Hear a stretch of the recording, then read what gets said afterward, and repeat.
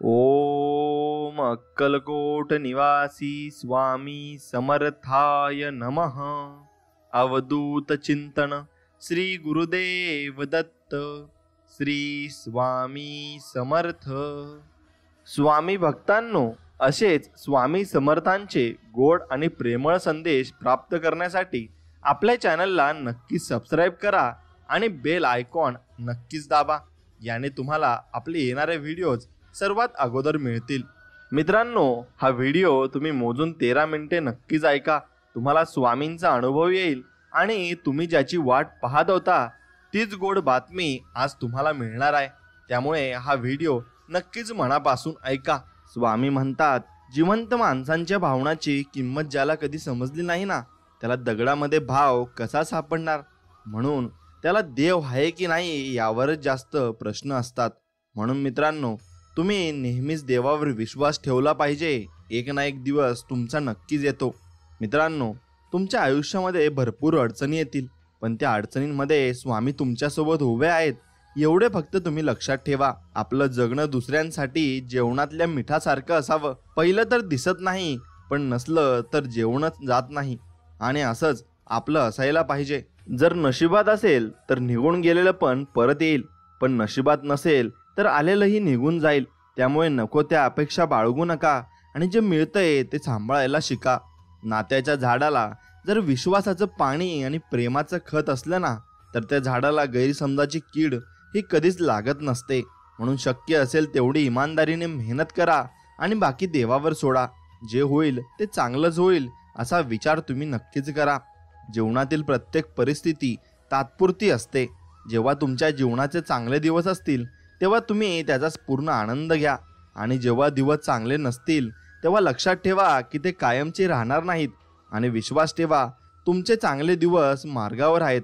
म्हणून तुम्हाला सुख येवो किंवा दुःख येवो, एक वाक्य फक्त लक्षात ठेवा, हे दिवस निघून जातील। मग तुम्हाला कशाची चिंता भासणार नाही। संकट कितीही मोठं असू दे, जर माझे नाम तुझ्या मुखी असेल ना, तर मी अलगदच त्या संकटातून तुला बाहेर काढेन, असे स्वामी म्हणत आहेत। म्हणून स्वामींवर विश्वास ठेवून फक्त तुम्ही नामस्मरण करत राहा। तुम्हाला यश हे नक्कीच मिळेल। ज्या व्यक्तीला आई बापाच्या कष्टाची जाणीव असते ती व्यक्ती आयुष्यात कधीही अपयशी ठरत नाही, आणि ती पुढे पुढे जात असते।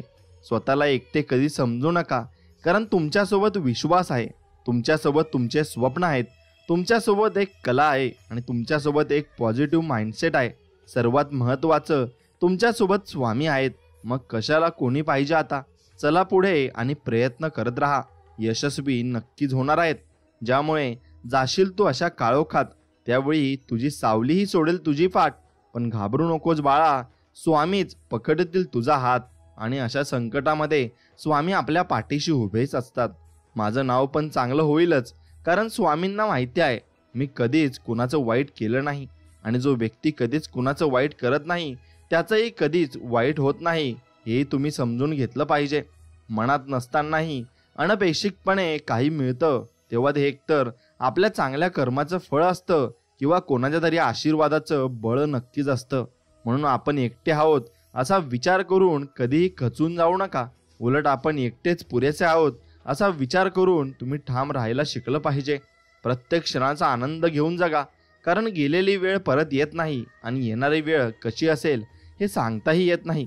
म्हणून एक गोष्ट मित्रांनो तुम्ही जपून ठेवली पाहिजे, संस्काराहून श्रेष्ठ कोणताही वारसा नसतो, आणि प्रामाणिकपणापेक्षा मोठा कोणताही आरसा नसतो, हे तुम्ही लक्षात घ्यायला हवं। मित्रांनो, मोठं व्हायला ओळख नाही, माणसांची मनं जिंकावी लागतात। जगातील कुठल्याही तराजूत मोजता न येणारी एकमेव मोठी वस्तू म्हणजे ही माणुसकी आहे, आणि ती माणुसकी तुम्ही जपलीच पाहिजे। कर्म तुमचे चांगले, मग का उगाच करतोच काळजी, भिवू नकोस, स्वामी माऊली खंबीर तुझ्या पाठीशी, आणि ते आपल्या पाठीशी उभेच असतात। सत्य फक्त अहंकार नसलेली व्यक्तीच स्वीकारू शकते, कारण अहंकार कधीच सत्य स्वीकारत नाही। अहंकारात बुडालेल्या व्यक्तीला ना स्वतःची चूक दिसते, ना दुसऱ्याला सांगितलेले चांगले विचार दिसतात। म्हणून देता आलं तर एखाद्याला सुख देऊन पाहावं, दुःख तर सगळेच देतात। म्हणून तुम्ही नेहमीच दुसऱ्यांना सुख देत चला आणि जीवनामध्ये पुढे चालत चला। भरपूर काही यश तुमच्या पदरी पडेल। म्हणून प्रत्येकाचा आदर करणे हा आपल्या स्वभावातला एक सुंदर दागिनाच नव्हे तर एक प्रकारची गुंतवणूक सुद्धा आहे, जी आपल्याला व्याजासकट नक्कीच परत मिळत असते. म्हणून आयुष्याच्या प्रवासात स्वामींची साथ खूप मोलाची असते. जिथे सर्व माघार घेतात तेव्हा फक्त आपले स्वामी आपल्यासाठी खंबीरपणे उभे राहतात. म्हणून स्वामींचा हात धरून चालणं ज्याला कळलं तो कधीच एकटा पडत नाही आणि त्यासोबत स्वामी कायम असतात. म्हणून विहिरीचे पाणी सर्व पिकाला सारखेच असते, तरी पण कारलं कडू, ऊट गोड आणि चिंच आंबट होते. हा दोष पाण्याचा नाही तर त्या बीजाचा आहे. तसंच देव सुद्धा सर्वांसाठी सारखाच आहे. दोष फक्त कर्माचा असतो. म्हणून तुम्ही कर्म ही निर्मळ मनाने आणि चांगली करत चला. नक्कीच तुमचंही एक दिवशी चांगलंच होईल. नको सोसू आता दुःखाचे घाव, स्वामींनी जाणले अंतरीचे भाव. तू नक्की जिंकणार आयुष्याचा डाव, स्वामीच तारतील ही भवसागराची नाव. चालताना ठेस लागली तर नेहमी दगडाला दोष द्यायचा नसतो. कधी कधी आपणच आपला पाय चुकीच्या ठिकाणी ठेवत असतो, म्हणून आपल्याला ठेच ही लागत असते. म्हणून मित्रांनो, केलेले कष्ट आणि स्वामींची सेवा ही कधीच वाया जात नाही. संयम ठेव, त्याचं फळ वेळ आल्यावर नक्कीच मिळते आणि तुम्हाला ते मिळाल्याशिवाय राहणार देखील नाही. म्हणून देव आणि मन दिसत नाही म्हणून अनमोल असते, आणि मग ते अनमोल मन आणि देव आपण जपून ठेवले पाहिजे. आपल्या संघर्ष काळात संयम हाच एक रस्ता आहे. तू फक्त प्रयत्न कर, एक दिवस आपलाच असणार आहे असं नक्कीच तुम्ही मनामध्ये ठामपणे स्वीकारलं पाहिजे आणि प्रयत्न करत राहिले पाहिजे. संयम बाळगा. काही वेळा सर्वात चांगल्या गोष्टी मिळवण्यासाठी सर्वात वाईट परिस्थितीतून आपल्याला जावे लागत असते. आपल्या जीवनातील प्रत्येक संघर्ष हा आपल्या अधिक बळकट बनवतो. स्वप्ने तेव्हा साकार होतात जेव्हा आपण त्यांच्यावर कठोर परिश्रम करतो. आयुष्यातील प्रत्येक अडचण ही आपल्या यशाच्या प्रवासातील एक पायरी आहे आणि आपल्या आयुष्यातील प्रत्येक दिवस हा एक नवीन संधी आहे. म्हणून त्याचा सदुपयोग तुम्ही नक्कीच जीवनामध्ये केला पाहिजे. पाठीवरच्या ओझ्यापेक्षा मनावरचं ओझं नेहमी जड असतं. ते हलकं करायचं म्हटलं म्हणजे झेलणारा देखील तितकाच आपलासा असावा लागतो. आणि म्हणून तुम्ही माणसं तशी जोडली पाहिजेत. आपल्या आराध्य देवता आणि शक्तीवर नेहमी निसंकोच भक्ती विश्वास ठेवा.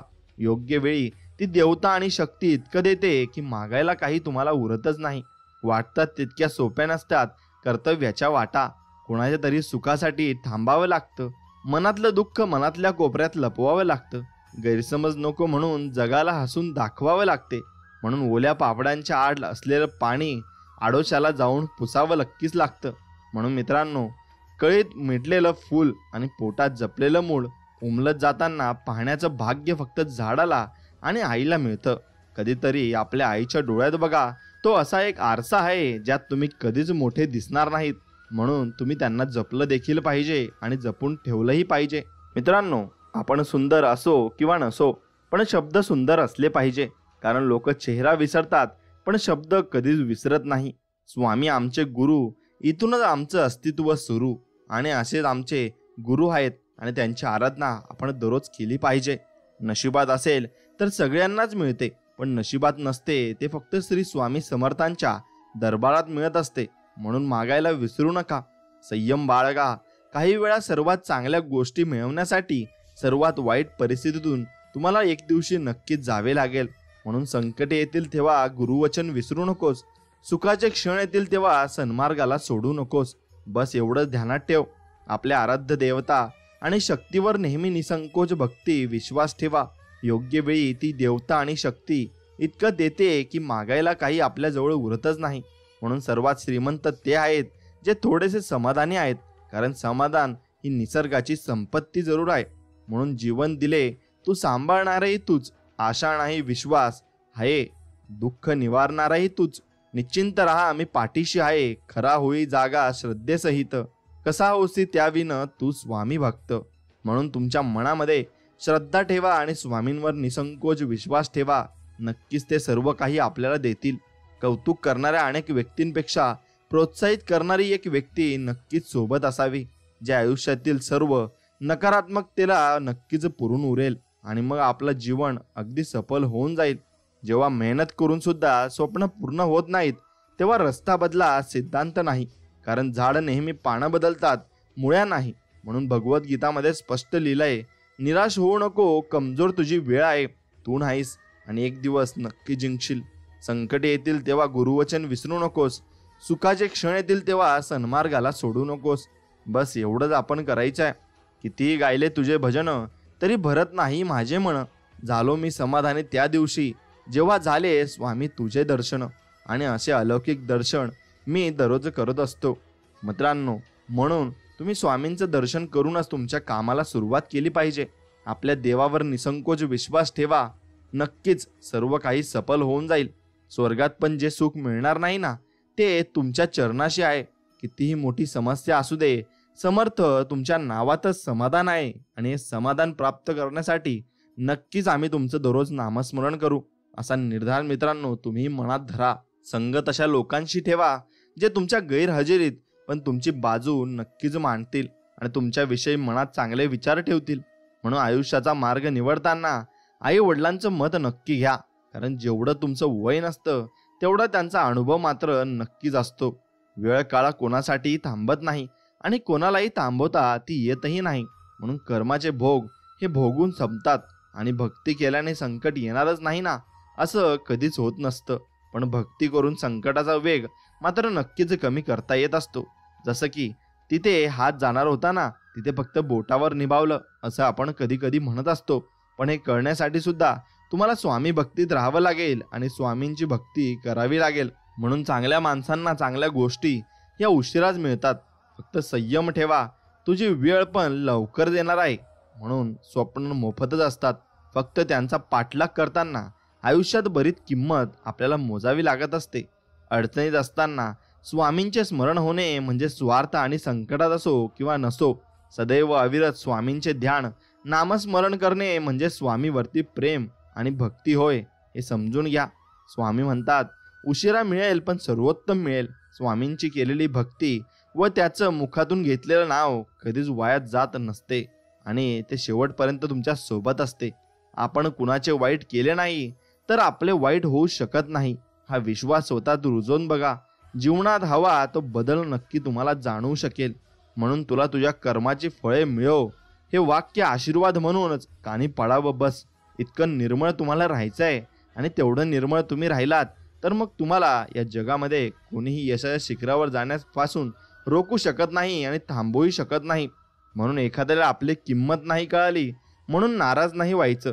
कारण भंगार व्यापाऱ्याला हिराची पारख नसते आणि आपण हिरे आहेत असं आपण स्वतःला नक्कीच समजलं पाहिजे. कुठेतरी मनात कर्माची भीती आहे म्हणूनच गंगेवर इतकी गर्दी असते. म्हणून तुमच्या मनात ही कर्माची भीती नक्कीच असायला हवी. ध्येय साध्य करणे किती कठीण असो पण आत्मविश्वास असेल ना तर अशक्यही शक्य होतील आणि ते स्वामी अशक्यही शक्य करतात सुद्धा. म्हणून चंदनाच्या झाडाला विषारी सापाने विळखा घातला म्हणून चंदनाचा सुगंध कधी कमी होत नसतो. अर्थात ज्याचे कर्म चांगले आहे तो कधी संपत नसतो. सत्कर्मी माणसाला जीवनात अडचणी येतात पण त्या सुटणाऱ्या असतात आणि त्या सुटून जातात. कारण त्यांच्या डोक्यावर स्वामींचा आशीर्वाद असतो. स्वामींच्या दरबारात काहीच न बोलता जर तुमच्या डोळ्यातून नकळत पाणी येत असेल ना तर समजून जा स्वामींनी तुमच्या मनातील सर्व भाव समजून घेतले आहेत. म्हणून तुम्ही नक्कीच एकदा कमेंटमध्ये लिहा श्री स्वामी समर्थ, जय जय स्वामी समर्थ आणि व्हिडिओला एक लाईक नक्कीच करा. स्वामी सांगतात, जर माझा भक्त शांत राहून सर्व काही सहन करत असेल तर लक्षात ठेवा की त्याच्या शांततेचे आणि विश्वासाचे उत्तर मी स्वतः देणार आहे आणि तुमच्या कर्माची फळं मी तुम्हाला देणार नक्कीच आहे. म्हणून अडचणीत असताना नक्की स्वामींजवळ तुम्ही जा आणि त्यांना म्हणा, स्वामी आम्हाला माफ करा काही चुकी झाली असेल तर, आणि आमचे हे पूर्ण जे यश आहे ते आमच्या पदरी टाका आणि आमची ही इच्छा पूर्ण करा. मित्रांनो, स्वामी समर्थ म्हणजे काय तर 100 याग गेले म्हणजे एक इंद्र होतो आणि इंद्राच्या 5 पट ताकद ब्रह्मदेवात आणि ब्रह्मदेवाच्या 6 पट ताकद विष्णूत आणि विष्णूच्या 7 पट ताकद शंकरात आहे आणि शंकराच्या 100 पट ताकद क्षीरसागरातील महाविष्णूत आहे आणि महाविष्णूच्या 1000 पट ताकद नवनारायणात आहे आणि नवनारायणाच्या 10,000 पट ताकद विराट स्वरूपात आहे आणि विराट स्वरूपाच्या 1,00,000 पट ताकद मायेत आहे आणि माया ज्याच्यापासून निर्माण झाली त्याच्या ताकदीला अंतच नाही आणि त्याला अनंत म्हणजे स्वामी समर्थ असं म्हणतात. म्हणून तुम्ही स्वामी कसे आपल्या पाठीशी असतील आणि स्वामी आपल्याला चांगल्या गोष्टीत बघत असतील पण वाईट गोष्टीत बघत नसतील असं कधी ठरवू नका आणि असं कधी मनात आणू सुद्धा नका. तुम्हाला स्वामी चांगले करताना सुद्धा बघतात आणि वाईट करताना सुद्धा बघतात. म्हणून कर्म करताना नक्कीच तुम्ही सावध राहिले पाहिजे. भूतकाळ कसा पण असू द्या, भविष्यकाळ आपलाच आहे.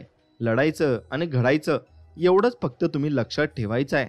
विश्वास आणि आशीर्वाद डोळ्यांनी दिसत नाही, मात्र अशक्य गोष्टीलाही ते शक्य करत असतात. तू चांगले कर्म करत राहा, तुझे चांगले करायला आम्ही समर्थ आहोत, असे स्वामी म्हणत आहेत. म्हणून कुणाच्या वाईट विचारानं तुमचं काहीच वाईट होणार नाही, कारण तुमचा कर्ता आणि करविता तुमच्या पाठीशी उभा जरूर आहे. म्हणून संयम ठेवला आणि प्रयत्न करीत राहिलात ना, तर कितीही वाईट परिस्थिती असो, मार्ग हा निघतच असतो. माणूस असतो प्रेम करण्यासाठी आणि पैसे असतात वापरण्यासाठी. पण असं झालंय उघडं तर सगळं उलट झालंय.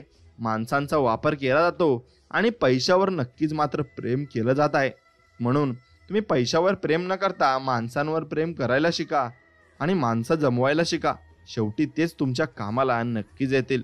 मी निघालो सुखाच्या शोधात, वाटेत उभं असलेलं दुःख म्हणालं, मला सोबत घेतल्याशिवाय तुला सुखाचा पत्ता मिळणार नाही. म्हणून दुःख हे आपल्या जीवनात असणारच आहे, फक्त सोबत घेऊन त्याला चालायचं आहे. गुरु आणि रस्ते दोघात एक साम्य आहे. स्वतः जिथे आहेत तिथेच राहतात, परंतु दुसऱ्यांना मात्र त्यांच्या ध्येयापर्यंत ते नक्कीच पोहोचत असतात. जे झाले ते चांगलेच झाले, जे होत आहे ते चांगलेच होत आहे, आणि जे होणार आहे ते चांगलेच होणार आहे. फक्त याच्यावर विश्वास ठेवा. काळजी करू नकोस, कारण ज्याने तुला या जगात पाठवलं आहे ना, त्यालाच तुझी जास्त काळजी आहे आणि तो तुझी काळजी बरोबर करत आहे. म्हणून माणसाच्या परिचयाची जरी सुरुवात चेहऱ्याने होत असली तरी त्याची संपूर्ण ओळख वाणी, विचार आणि व्यवहार आणि कर्मांनीच नक्की मात्र होत असते. म्हणून दुःख कोणाला नाही आहे. श्रीरामालाही वनवास भोगावा लागला, सीतेला पण अग्निपरीक्षा द्यावी लागली. त्यांच्यापुढे तुम्ही आम्ही कोण? म्हणून जसं धुक्यामागे सुंदर निसर्ग असतो ना, तसंच दुःखामागेही सुख असतं. ते दिसायला थोडा उशीर लागतो एवढंच, पण उशिरा मिळालेलं फळ नेहमीच गोड असतं. हे लक्षात घ्या. आणि देवांवर श्रद्धा, विश्वास आणि प्रेम असेल ना, तर देव तुम्हाला कधीच वाईट टाकणार नाहीत आणि कधीच तुम्हाला एकटे सोडणारही नाही. म्हणून जगासमोर कितीही चांगलेपणाचा देखावा केला तरी कर्म हे कर्मच असतात. ते आज ना उद्या नक्कीच आपल्याला भोगावे लागत असतात. जर महाराज माऊली प्रतीक्षा करायला लावत असतील ना, तर नक्कीच तुमच्या अपेक्षेपेक्षा खूप मोठं सुख तुमच्या ओंजळीत टाकत असतात. आणि योग्य वेळ आली की कळते आपल्यावर फक्त त्यांच्यावरच आपण अखंड विश्वास आपला हसायला हवा होता, आणि आपण स्वामींवर विश्वास ठेवायचा सुद्धा आहे.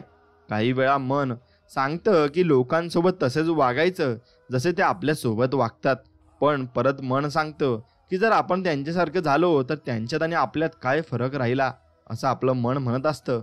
आणि ते बरोबर सुद्धा आहे. कोणालाही आपलंसं करण्यासाठी कोणतीही जादू असावी लागत नाही. फक्त आपण जे बोलतो ते सत्य व प्रामाणिक मात्र नक्कीच असलं पाहिजे. मग आपण दुसऱ्याच्या मनात नक्कीच येत असतो. आयुष्यात कधीतरी एकांतात बसून याचा विचार करा की आपण नसलो की सर्वात जास्त फरक कोणाला पडेल. बस त्या व्यक्तीसाठी तुम्ही जगायला शिकायला पाहिजे. फक्त इतकंच प्रामाणिक राहायचं की जेव्हा कोणी म्हणेल तुला तुझ्या कर्माचं फळ मिळेल, तेव्हा तुम्हाला आनंद नक्कीच मात्र मनाला झाला पाहिजे आणि सुख प्राप्त झालं पाहिजे. अगरबत्तीचा सुगंधही त्याच वेळी दरवळतो ज्यावेळी न दिसणारी हवा तिला साथ देत असते. म्हणून आपल्याला साथ देणारं कोणतरी पाहिजे, आणि त्या ठिकाणी कधीच बसू नका ज्या ठिकाणी दुसऱ्यांबद्दल वाईट बोललं जातं. कारण मित्रांनो, तुमच्याबद्दल सुद्धा वाईट बोलले जाऊ शकते, याचा विचार तुम्ही करायला हवा. म्हणून आयुष्यात चांगल्या वाईट अनुभवाची शिदोरी सोबत असली की पडणारे पुढचे पाऊल कधीच चुकत नसते. विश्वास हा आरशासारखा असतो. एकदा का तो तुटला की त्यात तुम्हाला पुन्हा काही आधीसारखे दिसणारही नाही. तुमचा काळ चांगला असतो तेव्हा तुमच्या चुकाही हसत स्वीकारल्या जातात, परंतु जेव्हा वाईट काळ येतो तेव्हा तुमचा विनोदही गांभीर्याने घेतला जातो. म्हणून वाईट गोष्टीची संगत टाळा. कारण कोळसा पेटलेला असतो तेव्हा हात भाजतो आणि पेटलेला नसतो तेव्हा हात काळे करत असतो. पण मात्र हानी त्याच्यापासून आपल्याला होतच असते. म्हणून परिस्थिती गरीब असली तरी चालेल, पण विचार मात्र नक्कीच आपले श्रीमंत असायला हवेत. लक्षात ठेवा, सत्य हे पाहणाऱ्याच्या किंवा ऐकणाऱ्याच्या इच्छेचा विचार कधीच करत नसतं. ते नेहमी जसं असतं तसंच ते पुढे जात असतं आणि अगदी उगवत्या सूर्यासारखं ते उगत असतं. म्हणून तुम्ही फक्त सत्य बोललं पाहिजे आणि सत्याच्या वाट्यावर तुम्ही राहिले पाहिजे. अत्तरासोबत असते म्हणून कुणीही सुगंधित असते, पण एकदा का कुपीतील अत्तर संपलं की तिचाही सुगंध उडून जातो. मग त्यांच्यातही आणि त्यांच्या नात्यांचंही असंच असतं. जोपर्यंत त्यात प्रेम जिव्हाळा आहे तोपर्यंत ती टवटवीत असतात, पण एकदा का त्यातील आपुलकी संपली की तेही वृक्ष होऊन जातात आणि त्यात काहीच उरत नाही. म्हणून सत्य झाकले जाईल पण कधी मावळणार नाही, म्हणून सत्याच्या मार्गाने चला. आव्हानेच जीवनाला मजेदार बनवत असतात आणि त्यांच्यावर नियंत्रण मिळवणे हे जीवनाचे सार्थक ठरते. म्हणून विचार करण्यात वेळ घालवण्यापेक्षा प्रयत्न करण्यात दिवस घालावा. आणि विचाराने माणूस खचतो आणि प्रयत्नाने माणूस सापडतो. म्हणून निस्वार्थ कर्म करत राहावं. जे होईल ते चांगलंच होईल. कदाचित थोडं उशिरा होईल पण नक्कीच चांगलं होईल यावर विश्वास ठेवावा. मनाने मनोमन मनवलं की मनही मनाचे मानतं, हे नक्कीच लक्षात ठेवा. व्यक्तीच्या गरजा अशा कितीही असतात, वृत्तीच्या गरजा जास्त असतात. म्हणून आपल्यातील विद्यार्थी नेहमी जिवंत ठेवा. नवीन गोष्टी शिकाल व पुढे जायला वाव नक्कीच तुम्हाला मिळत राहील आणि तुम्ही जीवनामध्ये नवनवीन गोष्टी शिकणारही आहेत. म्हणून जर नशिबात असेल तर निघून गेलेलं सुद्धा मिळेल, एवढंच फक्त विश्वास ठेवा. संकट टाळणं माणसाच्या हाती नसतं, पण संकटाचा सामना करणं त्यांच्या हातात असतं. म्हणून आपलं घर अगदी साधं का असेना पण स्वच्छ नीटनेटकं असावं. आपली परिस्थिती गरीब का असेना पण वर्तणूक चांगली असावी. आपले कपडे कमी किमतीचे का असेनात पण स्वच्छ आणि आजूबाजूच्या राहणीमानाला साजेचे असावेत. म्हणून आपल्याकडे लोक कसे का बघेनात पण आपण त्यांच्याकडे स्वच्छ मनानेच बघावे. आपल्याकडे सुख थोडं का असेना पण समाधान मात्र नक्कीच मोठं असावं. म्हणून आदर हा वयाचा नाही तर विचारांचा करायला हवा. वय वाढलंय म्हणून विचार चांगले असतील याची खात्री देता येत नाही आणि वय कमी आहे म्हणून विचार वाईट असतील असे ठामपणे म्हणताही येत नाही. म्हणून दुःखाचा डोंगर पार केल्याशिवाय सुखाची हिरवळ बघायला मिळत नाही. जिव्हाळ्याचा स्पर्श झाला की रुटीनचं प्रोटीन नक्कीच होत असतं. म्हणून जिव्हाळ्याचा स्पर्श तुम्हाला एक ना एक दिवशी नक्कीच झालाही पाहिजे. देवाने सुद्धा हातावरील रेषांच्या पुढे बोटं दिलेली आहेत, कारण त्यालाही माहीत आहे नशिबाच्या अगोदर मेहनत ही करावीच लागते आणि नशीब मेहनत केल्यावरच नक्कीच चमकत असतं. आणि म्हणून तुम्हाला नशिबामुळे सर्व काही मिळणार आहे, पण तुम्ही कष्टही तसे केले पाहिजे एवढं फक्त लक्षात ठेवा. आयुष्यात यशस्वी होण्यासाठी चुकणं आणि शिकणं दोन्ही महत्त्वाचं असतं. तुम्ही मेहनत करण्यावर भर द्या. तुम्हाला यश मिळण्यापासून कोणीही थांबू शकणार नाही, कारण जिथे प्रयत्न प्रामाणिक असतात तिथं नशीब सुद्धा साथ देत असतं. जगायचं तर दिव्याप्रमाणे, जो राजाच्या महालात आणि गरिबाच्या झोपडीत एक सारखा प्रकाश देत असतो. मैत्री म्हणजे जिथे फक्त प्रश्नांची नाही तर आयुष्याची पण उत्तरं आपल्याला मिळत देखील असतात. वेळ मिळाल्यावर बोलणे आणि वेळ काढून बोलणे यात खूप फरक आहे आणि तो तुमच्या लक्षात नक्कीच आला पाहिजे. मित्रांनो, जगाचा कडवटपणा कितीही अनुभवला असला तरी स्वतःमधला गोडवा जपायला यायला हवा आणि तो जपून आपण ठेवायला हवा. म्हणून निष्क्रिय माणसं आणि अहंकारी माणसं शेवटी एकटी पडत असतात. म्हणून तुम्ही कधी निष्क्रिय राहू नका आणि अहंकारी होऊ नका. माणसाने कसे समुद्रासारखं असावं, अथांग वरतीचा माज नाही आणि अहोटीची लाज नाही, असं आपण नक्कीच असलं पाहिजे. शब्दाचे घाव शिकवण्यासाठी आणि शिवण्यासाठी कुठलीही धागा अस्तित्वात नाही. म्हणून शब्द वापरताना विचार हा फार गरजेचा असतो आणि त्या विचारावर तुम्ही विचार नक्कीच केला पाहिजे. ज्या मनाला आपण हळवं समजतो ते तुफान, बलदंड आणि मस्तवाल असतं. त्याला पर्याय चालत नाही. त्याला हरवलेली वस्तूच हवी असते आणि दुरावलेली व्यक्तीच त्याला हवी असते. म्हणून वाईट परिस्थिती ही गुरुच असते. जाता जाता खूप काही ती आपल्याला शिकवून जात असते.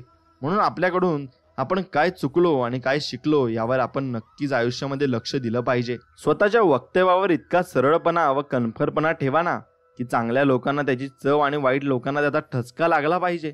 जे अयोग्य आहे ते कधी करू नये आणि जे योग्य आहे ते करण्यासाठी कधी घाबरूही नाही. म्हणून आयुष्यात सर्व हरलात तरी चालेल, पण हिंमत कधी हरू नका, कारण हीच हिंमत तुम्हाला पुन्हा शून्यातून विश्व निर्माण करण्याची प्रेरणा मात्र नक्कीच देत असते. म्हणून बोलून वाईट होण्यापेक्षा शांत राहिलेले कधी चांगले असते. मनाचे सौंदर्य पाहण्यासाठी मन असावे लागते आणि ते मन आपल्याजवळ पाहिजे. आठवणींना स्वतःचं आयुष्य किंवा अस्तित्व नसतं. त्यांची उजळणी करून आपण त्यांचा चिरंजीव करतो आणि संजीवनी आपण देत असतो. चांगल्या वेळेपेक्षा चांगली माणसं महत्त्वाची असतात, कारण चांगल्या माणसांमुळे चांगली वेळ नक्कीच येऊ शकते. म्हणून स्वल्प विरामातही राम आहे आणि पूर्ण विरामातही राम आहे. कुठे विश्रांती घ्यायची आहे आणि कुठं पूर्ण थांबायचं आहे हे समजलं की आयुष्य नावाच्या ओळीला अर्थ नक्कीच येत असतो. मित्रांनो, एक लक्षात घ्या, म्हणून आपण आयुष्य असं जगायचं आहे की आपल्याला आपल्याकडून कोणतरी बोध घेतला पाहिजे आणि आपल्याला कोणतरी वाईट बोललं नाही पाहिजे. म्हणून जगातील सगळ्यात मोठे न्यायालय म्हणजे आपले मन आहे. काय चूक आणि काय बरोबर हे त्याच्या इतके कुणीच जाणू शकत नाही.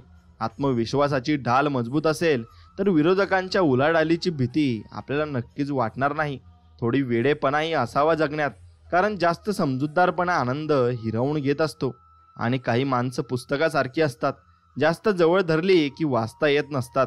आणि मग मन मोकळेपणाने आपण ज्याच्याकडे बोलू शकतो, रागावू शकतो आणि आपलं मन हलकं करू शकतो, ती म्हणजे आपली जिवलग मैत्री असते. आणि त्या मित्रांना जपायला शिकलं पाहिजे, कारण संकट काळात आपण त्यांना नक्कीच हाक मारत असतो. आणि सर्व काही पैसा नसते तर माणसंही काहीतरी असतात. एकाग्र चित्ताने केलेल्या कोणत्याही कार्याचे फलित म्हणजे यश असते. म्हणून संसार सुखाचा होण्यासाठी घरात कितीही सुखसोयी उपलब्ध आहेत, यापेक्षा तो आणि ती एकमेकांना किती समजून घेतात हे जास्त महत्त्वाचे ठरते.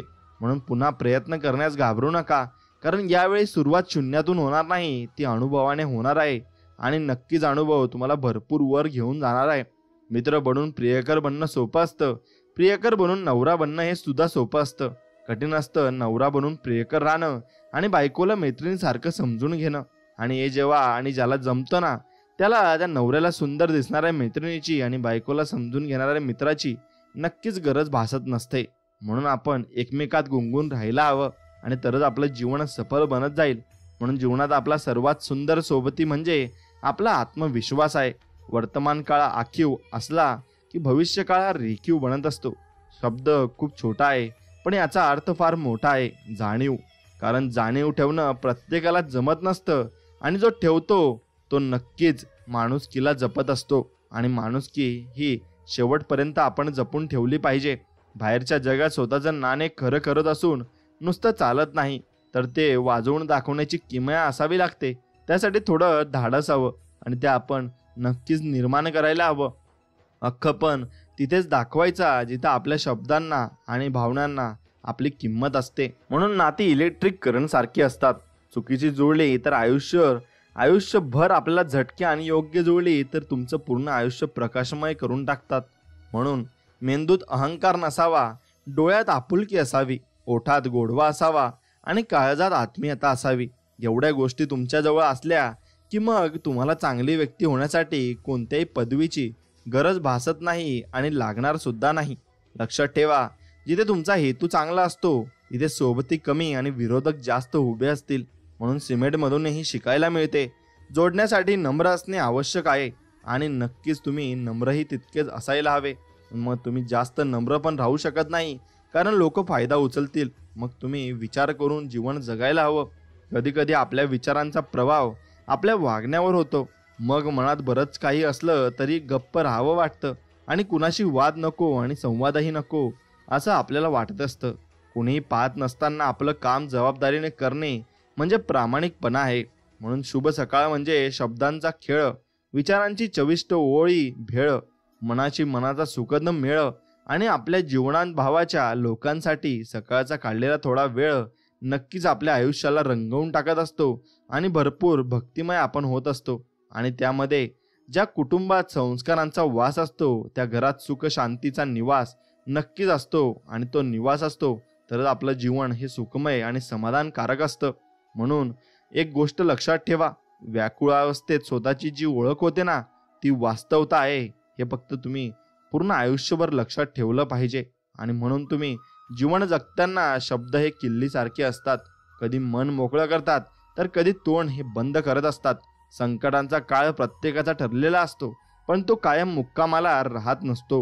म्हणून सेवा समाधानासाठी करा, परिणामासाठी नाही, तरच त्याचे फळ तुम्हाला नक्कीच मिळेल. म्हणून चांगले निर्णय कसे घ्यायचे हे अनुभवांनीच कळतं, आणि अनुभव हे तुम्ही काहीतरी निर्णय घेतल्याशिवाय हे मिळतही नसतात. म्हणून रेषा किती विचित्र असतात. मस्तकावर ओढली तर नशीब घडतात, आणि जमिनीवर ओढली तर सीमा बनवतात. म्हणून शरीरावर ओढली तर रक्तच काढतात, आणि नात्यात ओढली तर भिंत बनवत असतात. म्हणून संकटावर पाय ठेवून उभे राहा, कारण एक दिवस संकटच तुम्हाला नवा मार्ग नक्कीच दाखवणार आहे. आणि आपल्याला न आवडणारे विचार देखील आपल्यावर हुकूमत गाजवून जातात. मित्रांनो, स्वभावाच्या प्रेमात पडलं की चेहराही आपोआप आवडू लागतो, आणि मग आपल्याला सर्व काही चांगलं असं वाटायला लागतं. म्हणून आपण जे बोलतो ते शब्द असतात आणि जे बोलत नाही ते भावना असतात. आणि जे बोलायचे असते पण बोलता येत नाही ती असते मर्यादा. आणि ती मर्यादा आपण प्रत्येक नात्यामध्ये ठेवलीच पाहिजे, तरच आपल्या नात्याला भरपूर काही मान सन्मान असतो. म्हणून एकटी एकटी राहणारी सर्वच माणसं गर्विष्ठ नसतात.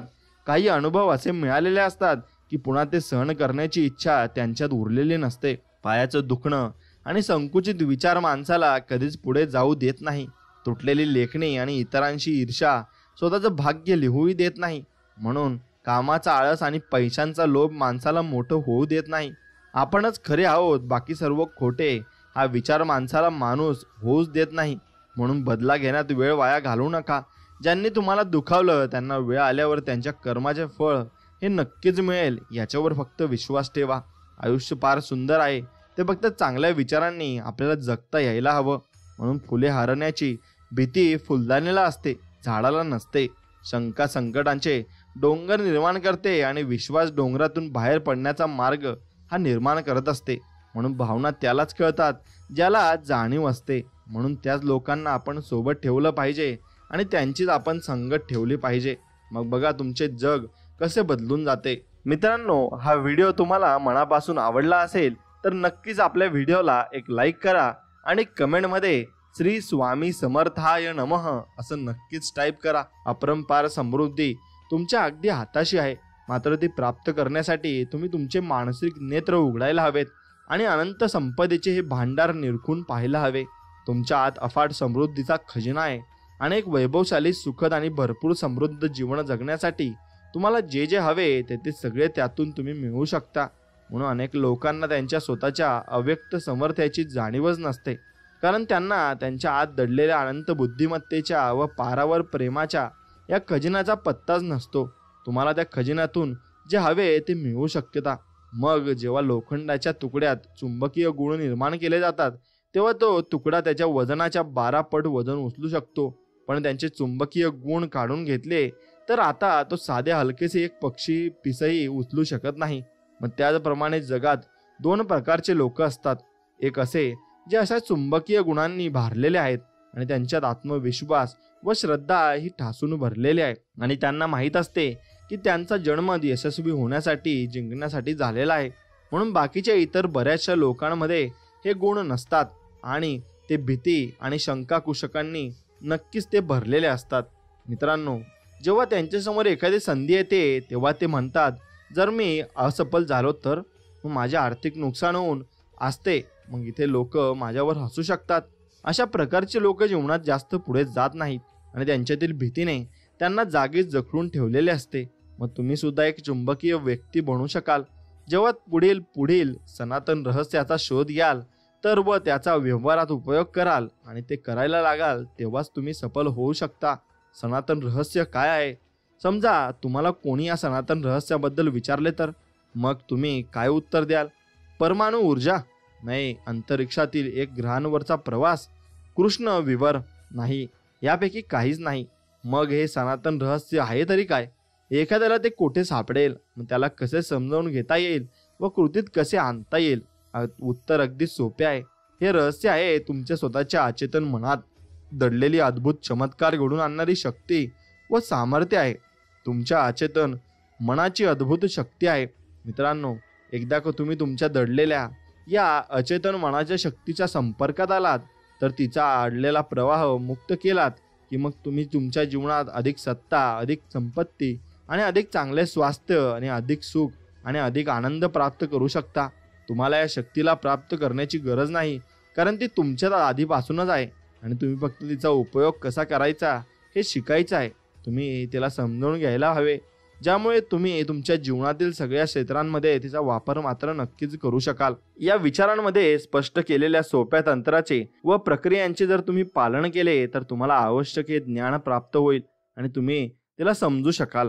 तुम्ही एका नव्या प्रकाशाने प्रेरित व्हाल आणि तुमच्यात एक असा नवा जोम निर्माण होईल ज्याच्या मदतीने तुम्ही तुमच्या सगळ्या आशा पूर्ण करू शकाल आणि तुमची सगळी स्वप्ने प्रत्यक्षात साकारू शकाल. आत्ताच निर्णय घ्या की तुम्ही तुमचे जीवन कधी नव्हते इतके उदार, महान आणि समृद्ध आणि भव्य बनवणार आहात.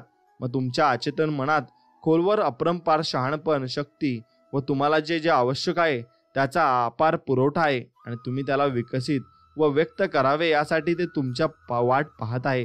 आणि जर तुम्ही आत्ताच तुमच्या या खोलवर असलेल्या सुप्त क्षमतांना जाणून घेतले तर त्या बाह्य जगात साकार आणि रूप धारण करतील. जर तुम्ही मोकळ्या व ग्रहणशील मनाचे असाल तर तुमच्या अचेतन मनातील अपरंपार बुद्धिमत्ता तुम्हाला जे जे म्हणून जाणून घेण्याची इच्छा असेल ते सगळे तुम्हाला समजून देईल.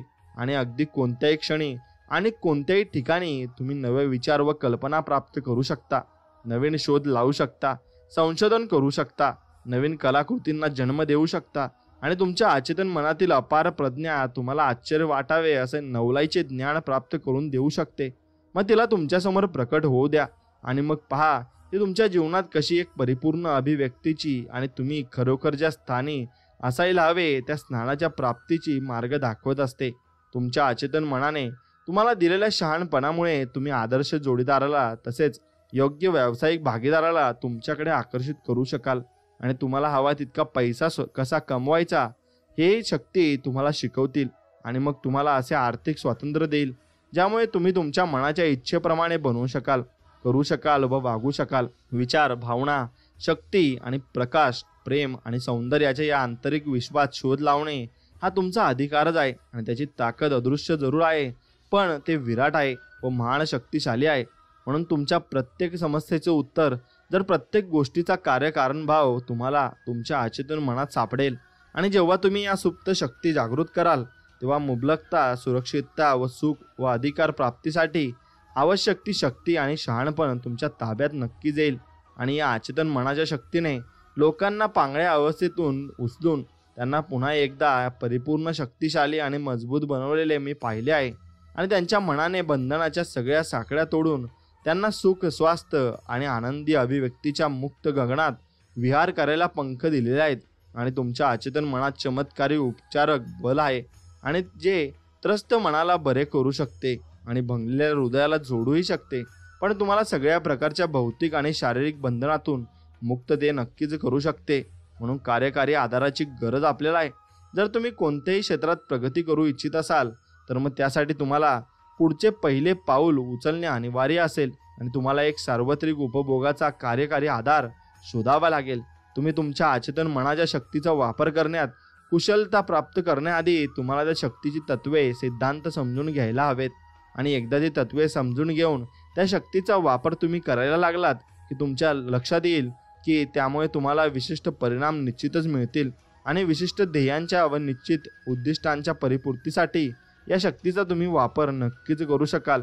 म्हणून अनेक वर्षे नक्कीच केमिस्ट्रीचा व्यवसाय लेखकांनी केला आहे आणि त्यांच्या प्रशिक्षणाच्या प्रारंभीच्या काळात ते हे शिकले आहेत की जर तुम्ही हायड्रोजनचे 2 व ऑक्सिजनचा एक परमाणू एकत्र केला तर तुम्हाला पाणी मिळते. आणि कधीतरी किंवा अधिकतर वेळी नाही तर नेहमीच जर तुम्ही ऑक्सिजनचा व कार्बनचा प्रत्येकी एक परमाणू एकत्र केला तर त्यातून एक विषारी गॅस कार्बन मोनॉक्साईड तयार होईल. पण तुम्ही त्यात ऑक्सिजनचा आणखी एक परमाणू मिळवला आणि मिसळला तर त्यापासून कार्बन डायऑक्साईड मिळेल. मग एक असा गॅस जो प्राण्यांसाठी हानिकारक आणि हानिरहित आणि वनस्पतीसाठी पोषक असतो. ही सगळी तत्वे सार्वत्रिक व न बदलणारी आहेत. अशा तशांचंच आपण सिद्धांत म्हणतो. कार्य करण्याच्या दृष्टीने तुमच्या अचेतन मनाचे सिद्धांत हे रसायनशास्त्र, भौतिकशास्त्र आणि गणिताच्या सिद्धांतापेक्षा वेगळे नाहीत. जर तुम्हाला रासायनिक किंवा भौतिक बळांचा वापर करायचा असेल तर तुम्हाला त्या क्षेत्रातील नियम शिकणे आवश्यक आहे. आणि पाणी त्याचा स्तर स्वतः शोधून घेते आणि हा एक सर्वसंमत सिद्धांत आहे. आणि हा सिद्धांत प्रत्येक वेळी व प्रत्येक ठिकाणी पाण्याला आणि पाण्यासारख्या सगळ्या तरल द्रव पदार्थांना लागू पडतो. प्राचीन इजिप्तच्या लोकांना हे नियम माहिती होते आणि अव्याढव्य पिरॅमिडच्या पायाला समतोल करण्यासाठी त्यांनी याच नियमांचा वापर केला होता. आणि आज आधुनिक काळातही इंजिनियर देखील सिंचन योजनेपासून जलविद्युत शक्तीच्या योजना बनवण्यासाठी याच नियमांचा वापर करतात. म्हणून आणखीन एक उदाहरण पहा. उष्णतेचे पदार्थ प्रसरण पावतात आणि हे कोणत्याही वेळी, कोणत्याही परिस्थितीत, कोणत्याही ठिकाणी सत्य आहे. मग जर तुम्ही लोखंडाच्या तुकड्याला तापवले तर तो प्रसरण पावतो. मग ते लोखंड चीनमध्ये असो, इंग्लंडमध्ये असो किंवा भारतात असो किंवा पृथ्वीभोवती प्रदक्षिणा घालणाऱ्या अंतरिक्ष यानात असो, मग पदार्थ उष्णतेने प्रसरण पावतो. मग हे एक सर्वव्यापी सत्य आहे. तसेच हेही एक सर्वव्यापी सत्य आहे की तुम्ही तुमच्या अचेतन मनावर जी छाप टाकता ती परिस्थिती, अनुभव आणि घटनेच्या रूपात व्यक्त होत असते, हे तितकंच खरं आहे. म्हणून तुमची प्रार्थना फलीभूत होते, कारण तुमचे अचेतन मन एक सिद्धांत आहे. आणि सिद्धांत म्हणजे माझ्या मते एखादी गोष्ट कशी कार्य करते ती पद्धत असते. उदाहरणार्थ, विजेचा एक महत्त्वपूर्ण सिद्धांत आहे की विद्युत ही उच्च क्षमतेपासून निम्न क्षमतेकडे वाहते. आणि जेव्हा तुम्ही विजेचा दिवा लावता किंवा विजेच्या शेगडीवर स्वयंपाक करता तेव्हा तुम्ही हा नियम बदलत नाही. तर तुम्ही त्या नियमाचा वापर करता आणि निसर्गाशी सहकार्य साधून तुम्ही असे आश्चर्यकारक आविष्कार व शोध लावू शकता आणि जे मानवतेसाठी असंख्य वरदान रूप ठरू शकतात. तुमचे अवचेतन मन एक सिद्धांत आहे आणि ते विश्वास या नियमानुसार कार्य करते. म्हणून तुम्हाला माहिती असायला हवे की विश्वास काय आहे आणि तो का आणि कसे कार्य करतो. म्हणून नक्कीच एका ग्रंथामध्ये सरळ व स्पष्ट व सुंदरपणे सांगितले आहे, जो कोणी या पर्वताला सांगेल इथून दूर हो आणि समुद्राला चालता हो, आणि ज्याच्या हृदयात एकटी चिंतही शंका नसेल पण विश्वास असेल की तो जे म्हणतो आहे होणारच, तर तो जे म्हणेल ते नक्कीच होईल. म्हणून तुमच्या मनात सिद्धांत हा विश्वासाचा सिद्धांत आहे. आणि याचा अर्थ असा की आपले मन कसे कार्य करते यावर विश्वास ठेवणे प्रत्यक्ष विश्वासावरच विश्वास ठेवणे आहे. म्हणून तुमचा विश्वास म्हणजे तुमच्या मनातील विचार आहेत आणि इतकेच, यापेक्षा बाकी काहीच नाही. म्हणून तुमचे सगळे अनुभव, तुमच्या घटना, परिस्थिती आणि कृती या तुमच्या अवचेतन मनाचे तुमच्या विचारांना दिलेल्या प्रतिक्रियेतून निर्माण झालेले असतात. म्हणून नेहमी लक्षात असू द्या की तुम्हाला मिळणारे परिणाम हे तुम्ही ज्या गोष्टीवर विश्वास ठेवता त्या गोष्टीमुळे मिळत असतात आणि मिळत नाहीत. म्हणून तर तुमच्या मनाने त्या गोष्टीवर केलेल्या विश्वासामुळे ते मिळत असतात आणि नक्कीच ते तुम्ही प्राप्त करतात. म्हणून मानव जातीला अति दुःख व त्रास देणारे फसवे विश्वास, मत, अंधश्रद्धा आणि भय स्वीकारणे बंद करा. म्हणजे कधीच बदलत नाही अशा सनातन व शाश्वत सत्यावर विश्वास ठेवायला लागा. या वळणावर पोहोचल्यावरच तुम्ही अधिक पुढे, उच्च आणि ईश्वरप्रती वाटचाल करू लागाल आणि अधिक उन्नत व्हाल. म्हणून हे विचार नक्कीच तुम्ही ऐकून त्यात दिलेल्या अचेतन मनाच्या सिद्धांताशी श्रद्धापूर्वक अंमलबजावणी करतील आणि त्या स्वतःसाठी व इतरांसाठी शास्त्रशुद्ध पद्धतीने व परिणामकारकरित्या प्रार्थना करण्याची क्षमता प्राप्त होईल. क्रिया पद्धतीने नक्कीच प्रतिक्रिया या शाश्वत नियमानुसारच तुमच्या प्रार्थनेला फळ मिळत असते. विचार म्हणजे प्रारंभिक क्रिया असते. त्या विचाराला मिळालेली प्रतिक्रिया म्हणजे तुमच्या अचेतन मनाने दिलेला प्रतिसाद असतो आणि जो तुमच्या विचारांशी सुसंगत असतो. म्हणून तुमच्या मनात सुसंवादिता, आरोग्य, शांती आणि सद्भावाच्या संकल्पना भरून वाहू लागतात आणि त्या वाहून जाऊ द्या आणि मग तुमच्या जीवनात चमत्कार घडायला लागतील. मग मनाचा दुत्तंपीपणा, आपले मन जरी एकच असले तरी त्याचे दोन ठळक व विशिष्ट कार्यकारी भाग आहेत आणि या दोन्ही भागांचा विभाजित करणारी सीमारेषा मनाच्या अभ्यासकांना चांगलीच माहिती आहे. मग मनाची दोन प्रकारची कार्य मुळातच परस्परांपासून भिन्न आहेत आणि दोन्ही स्वतःचे एक विशिष्ट भिन्न असे गुण व शक्ती आहेत. मग मनाच्या दोन्ही भिन्न कार्यामध्ये फरक करण्यासाठी त्यांना वेगवेगळी नावे दिली गेली आहेत आणि यामध्ये वस्तुनिष्ठ व व्यक्तिनिष्ठ मन, चेतन व अचेतन मन आणि जागृत व सुप्त मन, वरवरचा व खोलवरचा अह किंवा स्वह आणि स्वैच्छिक व अनैच्छिक मन, पुरुष आणि श्रीमन आणि मग इतर अशा अनेक नावांचा समावेश. त्यांना दिलेली नावे काहीही असोत पण त्या नावावरूनच त्यांच्या दोन्ही विरोध कार्यांचा अंदाज येत असतो. यापूर्वी नक्कीच या विचारात मी तुम्हाला मनाला या दुप्पट्टी स्वभावासाठी चेतन व अचेतन ही नावे वापरली आहेत. मग जर तुम्हाला दुसरा एखादा शब्द सोपा वाटला असेल तर तुम्ही तो वापरू शकता. पण महत्त्वाचा आरंभबिंदू हा आहे की मनाच्या या दुटप्पी स्वभावाला ओळखणे व मन मान्य करणे ते नक्कीच सामर्थ्यशाली आहे. चेतन आणि अचेतन मन, आपण मनाची दोन प्रकारची कार्य समजून घेण्याचा एक फायदेशीर मार्ग म्हणजे तुमच्या मनाला एक बगीचा समजा आणि त्याचे माळी आहात. दिवसभर तुम्ही तुमच्या अचेतन मनात विचारांचे बी पेरत असता आणि पण अधिकतर वेळा तुम्हाला याची जाणीवच नसते, कारण ही बीजे आणि विचार बीजे तुमच्या सर्वईच्या नक्कीच विचार प्रक्रियेवर आधारित असतात आणि तुम्ही तुमच्या अचेतन मनात जे जे पेराल त्याचेच पीक तुम्हाला तुमच्या शरीरात व परिस्थितीत काढावे लागेल. कल्पना करा की तुमचे अचेतन मन अशी अतिशय सुपीक जमिनीचा पट्टा आहे आणि ज्यात कोणत्याही प्रकारचे बी अंकुरित होऊन वाढीला लागेल, मग ते चांगले असो किंवा वाईट असो. जर तुम्ही काटे पेराल तर तुम्हाला द्राक्ष मिळतील का? नाही ना. जर तुम्ही रानटी झुडपं लावलीत तर अंजिराचे पीक मिळेल का? नाही ना. मग प्रत्येक विचार एक कारण आहे आणि प्रत्येक परिस्थिती एक परिणाम आहे. म्हणून ही गोष्ट अत्यंत महत्त्वाची आहे की तुम्ही तुमच्या विचारांवर ताबा ठेवावा आणि अशा रीतीनेच तुम्ही निर्माण करू शकता आणि अपेक्षित परिस्थिती तुम्ही बनवू शकता. आत्ताच तुमच्या अचेतन मनात शांती, आरोग्य, योग्य कृती, सद्भाव आणि समृद्धीच्या विचारांची प्रेरणा नक्कीच पेरणी करायला तुम्ही सुरुवात करायला हवी. आणि या गुणांच्या बाबत शांतपणे आणि पूर्ण विश्वासाने विचार करा आणि तुमच्या चेतन व तर्कनिष्ठ मनात त्यांचा पूर्णपणे स्वीकार करा. नेहमी अद्भुत विचारांचे बी तुमच्या मनात बगीचात पेरत जारा आणि मग उत्कृष्ट पीक कापणीसाठी तरारून येईल. आणि जेव्हा तुम्ही योग्य रीतीने विचार कराल तेव्हा तुम्ही सत्य समजून घ्याल. आणि जेव्हा तुमच्या अचेतन मनात पाठवलेले विचार सृजनात्मक आणि सुसंवादी आणि शांतिमय असतील तेव्हा जादुई कार्य करणारी तुमच्या अचेतन मनाची शक्ती त्या विचारांना प्रतिसाद देईल आणि ती सुसंवादी परिणाम आणि परिस्थिती निर्माण करेल. मग सुखद व आनंददायी परिसर आणि प्रत्येक गोष्टीतून उत्कृष्ट तेच निर्माण करेल. आणि जेव्हा तुम्ही तुमच्या विचार प्रक्रियेवर नियंत्रण ठेवू लागला तेव्हा मग तुम्ही तुमच्या अचेतन मनाच्या ताकदीला कोणत्याही समस्येच्या व अडचणीच्या वेळी वापरू शकता. खरे तर अशा प्रकारे तुम्ही सजगतेने सर्व गोष्टींना नियंत्रित करणाऱ्या सर्व शक्तिमान नियमांशी व अपरंपारिक शक्तीशी सुसंवाद साधता असता. आणि तुमच्या सभोवताली पहा, तुम्ही कोठेही राहत असा आणि तुमचा नक्कीच सामाजिक स्तर कोणताही असो, मग तुमच्या निदर्शनात येईल की अधिकतर लोक बाह्य जगात जगत असतात, पण जे अधिक महात्मज्ञानी आहेत ते तीव्रतेने आंतरिक जगात रममान होत असतात. आणि मग त्यांना जाणीव असते की आम्ही तुम्हालाही ती जाणीव होईलच. मग आंतरिक जगच बाह्य विश्वाला निर्माण करत असते आणि तुमचे विचार, भावना आणि तुमच्या मनचक्षुसमोर उभ्या केलेल्या प्रतिमाच तुमच्या अनुभवांना संघटित करत असतात. आणि आंतरिक विश्व म्हणजे एकमेव रचनात्मक शक्ती आहे. आणि तुम्हाला बाह्य जगात आढळणारी प्रत्येक गोष्ट तुम्हीच तुमच्या आंतरिक मनात विश्वास, संयुक्तपणे आणि अहेतुकपणे निर्माण केलेले असतात.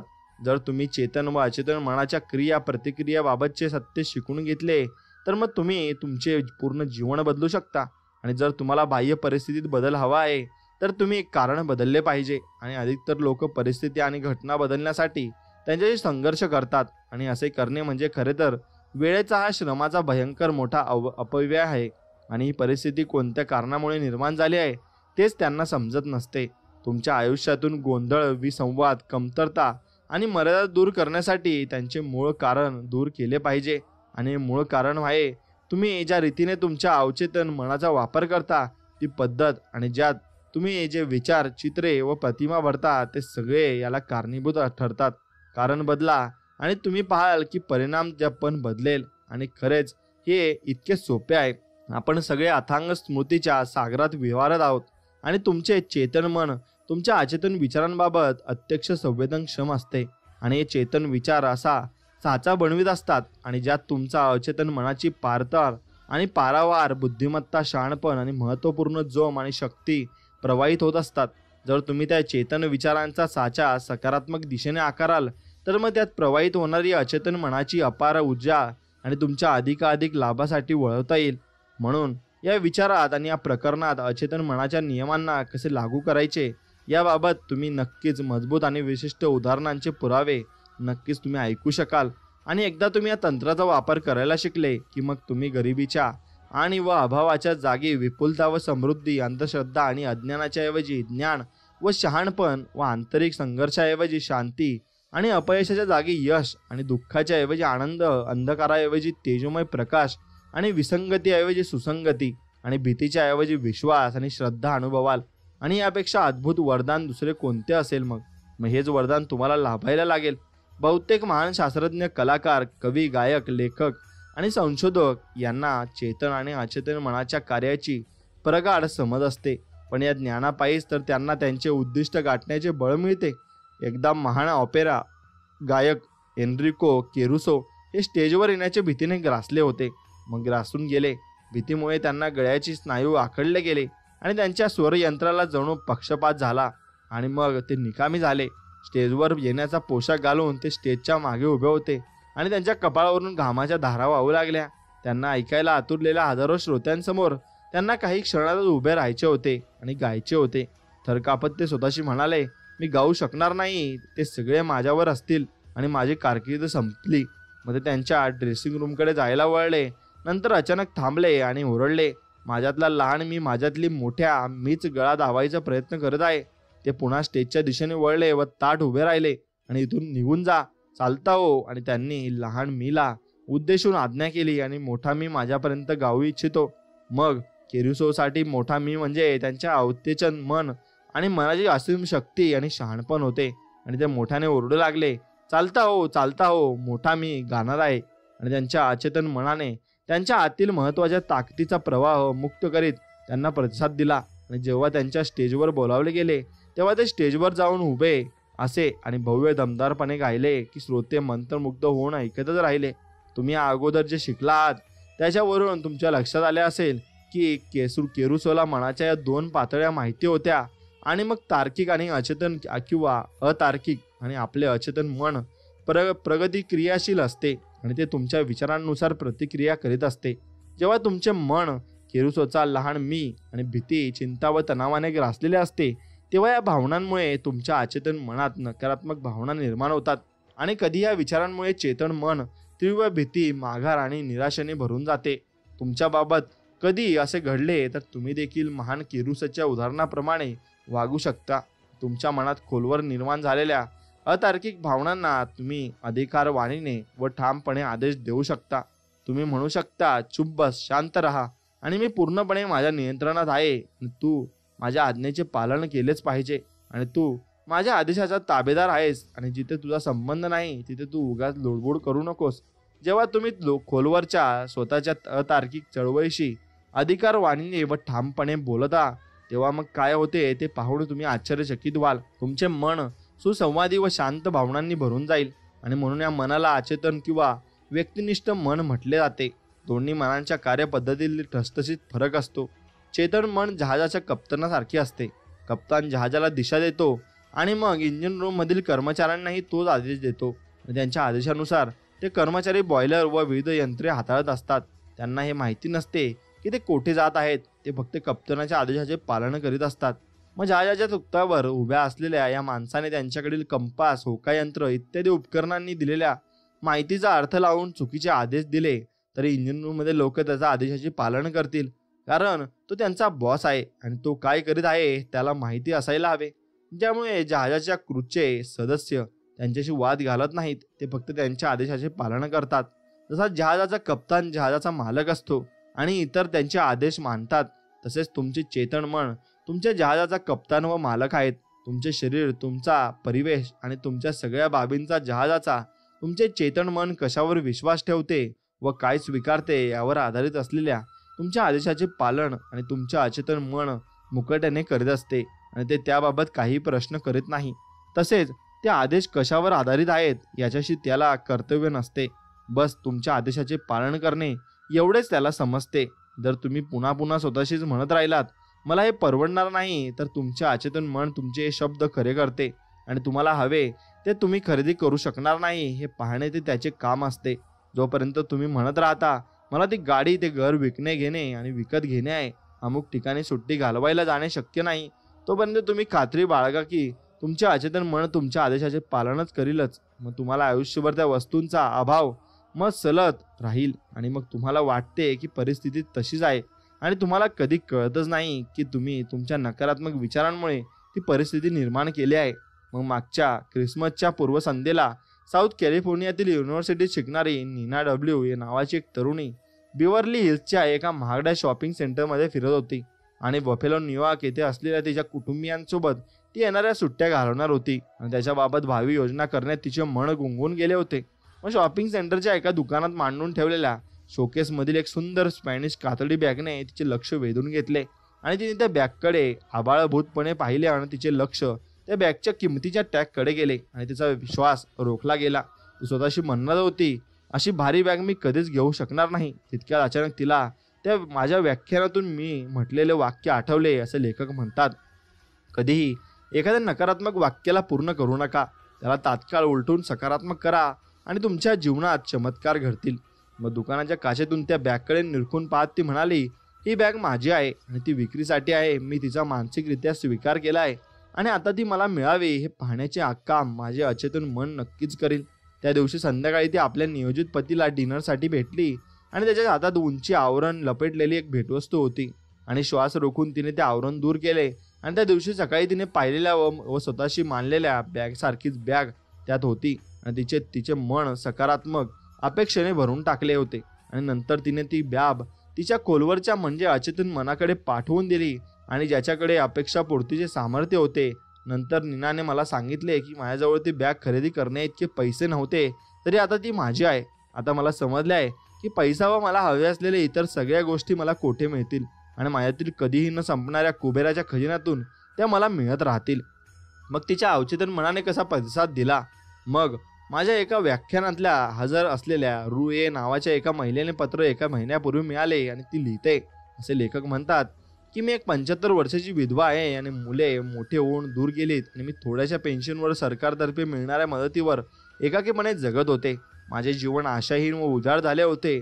मग मला अचेतन मनाच्या शक्तीबाबतचे तुमचे व्याख्यान आठवले आणि तुम्ही सांगितलेले होते की तुमचे विचार व कल्पना अचेतन मनाला आस्थापूर्ण व अपेक्षापूर्ण पुनरावृत्तीने कळवू शकता. आणि हे खरे असेल का? मग मी ते पडताळून पाहण्याचा विचार केला आणि त्यात काही नुकसान तर नक्कीच नव्हते. मला जमेल तितके भावविभोर होऊन पुन्हा पुन्हा स्वतःला सांगू लागले की मी कुणाला तरी हवे आहे, कोणीतरी माझ्यावर प्रेम करते आणि मी एका सोज्वळ प्रवृत्तीच्या दयाळू व प्रेमळ माणसाची सुखी वैवाहिक जीवन जगत आहे आणि मी सुरक्षित आणि कृत्यार्थ आहे. म्हणून जवळजवळ 2 आठवडे मी दिवसातून अनेक वेळा अशा रीतीने स्वतःशीच म्हणत राहिले. आणि एके दिवशी कोपऱ्यावरच्या औषधी दुकानात एका निवृत्त फार्मासिस्टची माझी ओळख झाली आणि मला ते खूप धार्मिक, कनवाळू आणि समजूतदार वाटले. त्यांच्या रूपात जणू माझी प्रार्थनाच फळाला आली आणि एका आठवड्यातच त्यांनी मला मागणी घातली आणि आता आम्ही युरोपला मधुचंद्र साजरा करीत आहोत. मग माहिती आहे की माझ्या अचेतन मनाच्या बुद्धिमत्तेने एका दैवी व्यवस्थेद्वारा आम्हाला दोघांना एकत्र आणले. मग ही अचेतन मनाची शक्ती तुम्ही ओळखायला नक्की शिकली पाहिजे. रुथला आढळून आले की खजिना तर तिच्या अंतरंगात होता आणि तिच्या हृदयातच खोलवर तिला तिच्या प्रार्थनेची सत्यता पटत होती.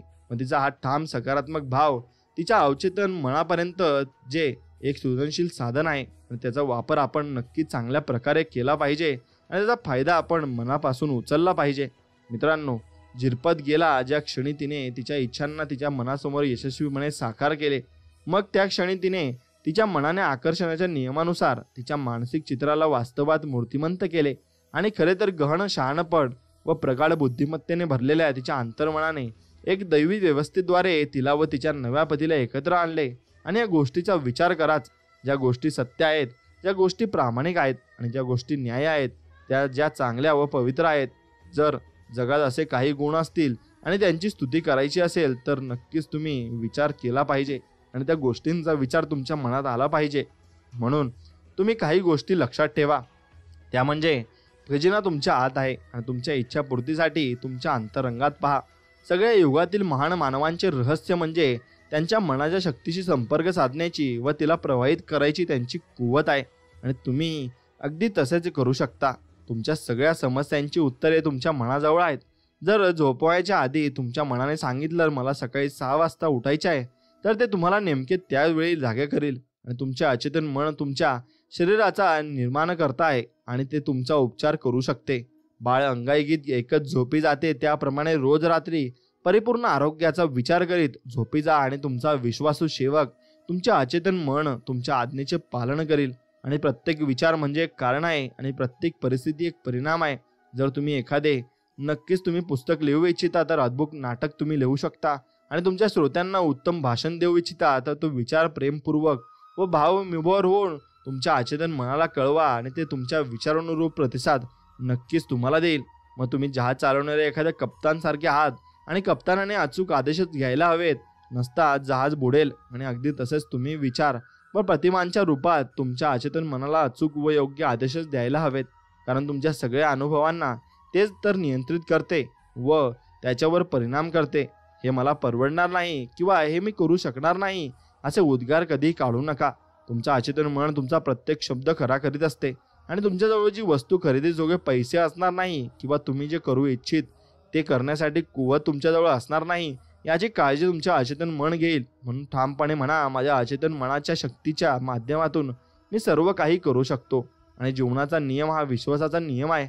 विश्वास म्हणजे तुमच्या मनात असलेला विचार आणि अशा कोणत्याही गोष्टीवर विश्वास ठेवू नका ज्या तुमच्यासाठी घातक आणि हानिकारक ठरू शकतील. मग तुम्हाला बरे करण्यासाठी, प्रेरित करण्यासाठी, ताकद देण्यासाठी आणि तुमच्या उन्नतीसाठी तुमच्या अचेतन मनाच्या शक्तीवर पूर्णपणे विश्वास असू द्या आणि तुमचे विचार बदला. म्हणजे तुमचे नशीब हे आपोआप बदलेल आणि तुम्ही जीवनामध्ये जे प्राप्त केले नाही तेही तुम्ही प्राप्त करू शकता आणि भरपूर काही तुम्ही मिळवू शकता. म्हणून जसे तुम्ही तुमच्या मनावर विजय मिळवाल तसेच तुम्ही स्वामींवरही विजय मिळवू शकाल. आणि स्वामींवर विजय मिळवायचा असेल तर नक्की स्वामींचे नामस्मरण तुम्ही केले पाहिजे, तेव्हा स्वामी तुमचं ऐकतील. म्हणून मित्रांनो, तुमच्या मनामध्ये फक्त स्वामी विचार चालत राहिले पाहिजे आणि जेवढे जास्त स्वामींचे विचार तुमच्या मनात चालत राहतील तेवढे जास्त तुम्ही आयुष्यामध्ये पुढे पुढे जात राहाल. कारण स्वामींचे विचार चालतात म्हणल्यावर स्वामी तुमच्या पाठीशी एक कायम असतील आणि कायम स्वामी तुमच्या पाठीशी असल्यामुळे तुम्हाला कोणत्याही गोष्टीची कमतरता मात्र भासणार नाही. हेही तितकेच खरे आहे. आणि मित्रांनो, स्वामी समर्थांवर तुमचा विश्वास असाच टिकून ठेवा आणि स्वामींची भक्ती चालूच ठेवा. चला तर मग या व्हिडिओमध्ये इतकंच. भेटूया नवीन व्हिडिओमध्ये. तोपर्यंत आपला व्हिडिओ आवडला असेल तर आपल्या चॅनलला सबस्क्राईब करा आणि बेल आयकॉन नक्कीच दाबा आणि तुमच्या आवडत्या मित्राला हा व्हिडिओ नक्की शेअर करा. जय श्रीराम. श्री स्वामी समर्थ. जय जय स्वामी समर्थ. धन्यवाद.